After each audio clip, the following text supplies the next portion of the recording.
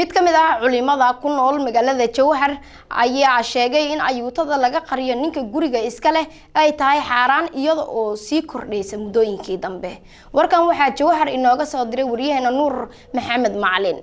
wax ururinta iyo wax wadaagidda ayaa hadba bulshadu waxa ay u isticmaalaan siyaabo kala duwan iyaga oo ku maareynaya noloshooda. ayuutadu waxa ay ka mid tahay hababkaas kala duwan ay aadanuhu u arkaan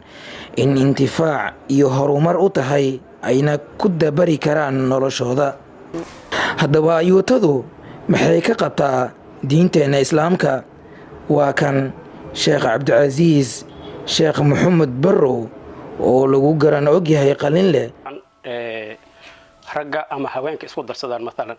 gabdhahan maalan waxa way gabdha dhaqaal ay u gaar leh ma ahayn xaasas ay leeyihiin nimana qabo nimankaas biilkoodii ay ka soo qaadayeen marka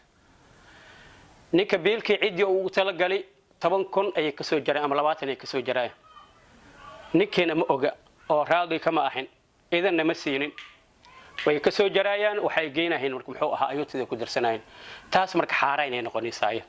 bataas khilaaf la'aan hadii ninka xoolihiisi idan ay u qabin khilaaf la'aan waxa waay ayda waa xaraam taas laakiin ayuutada daata ahaanteeda muuqaal ahaanteeda xalaal miya mas xaaraan daliilado waa xalaal daata ahaanteeda muuqaal ahaanteeda xalaal waa laakiin shilinka la bixinayo la fiiriyaa marka waa gartan Soomaali marka shilinka la bixinayo hadii uu yahay shilin macnaa ninka laga soo xasdi oo xoolihiisi laga soo qaaday asina macnaa war u haynin taas xaraam ay noqonaysaa waati haweenka macnaha ku socotay marka sidaas ayuutada mar xalaal ay u noqonaysaa mar xaraan ay u noqonaysaa marka marna naagaha bataatan xaraan ay ku tahaybo bigayr idin zawjiha ay wixii ay bixisay ninka idin la antiisa wixii ay bixisay bataatan ida xaraan ay ku noqonaysaa hadii xool u gaar ay yihiin xool ay u gaar ay leedahay ganacsi ay ku jirto oo nig waxba uu ku leen taas la baas dhibaato ma leh. haweenka Soomaalida ayaa ah kuwa ugu badan ee isticmaala inkastoo ay ragga qudhoodaba ka marnayn haddana uma badna. ayuutadu waa isku darsi lacageed ay ku midoobeen iskuna afgarteen kooxdad ah. isbuucayaan ku qaadanaa ayuutada macnaha waxa la dhahaa qaab isku imaado loo aruursado 20 qof 10 qof ba si waay dad ba si waay marka anaka 10 ayaan 10 kaayna isbuuci milyan qaada qofkii milyan la siiyo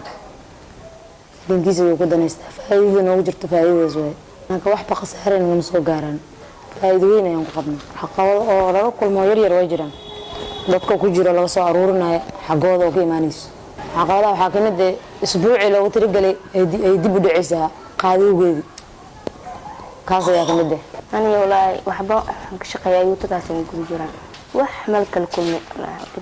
ma dhacda maya waa qaadana laakiin haday uu aruurto marka hela ido uusan aadiiba marka uu badato waa aruurina hal mar iska dhiiba hadaa helo marka uu badnaa waxa uu gaaray 60 70 marka qoyska marka la dhaho 10 ruux hadaa tihiin oo min 10 kul iska aruuriyo 700 meelaas qofkii 100 kun keena isbuuci shanti maalin isbuuc ma han shan maalin waa